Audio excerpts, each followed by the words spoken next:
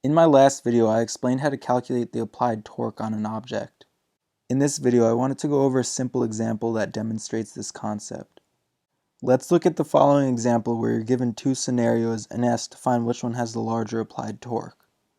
In the first scenario, a wrench measuring 0.3 meters is used to turn a nut, and a 5 Newton force is applied perpendicular to the wrench.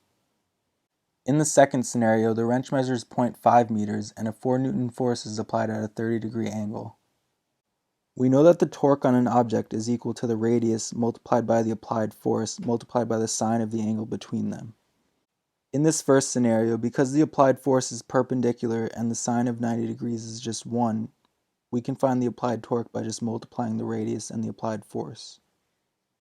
Doing this, we find that the torque is equal to 1.5 Newton meters. In the second scenario, we can use the same formula. However, we need to realize that the applied force is not perpendicular.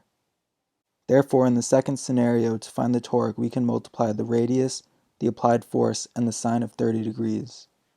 We know that the sine of 30 degrees is just 0.5, and multiplying everything together, we find that the torque is equal to 1 Newton meter. This shows us that the applied torque in the first scenario is actually larger, despite the increased radius in the second scenario. Although this was just a simple example, I hope that it effectively showed how to apply the torque formula. You might encounter other problems where there are multiple torques acting on a single object, and in that case you'd need to calculate the net torque in the same way that you're used to calculating the net force in other problems. If you still have any questions about torque, feel free to comment below and I'll do my best to answer them.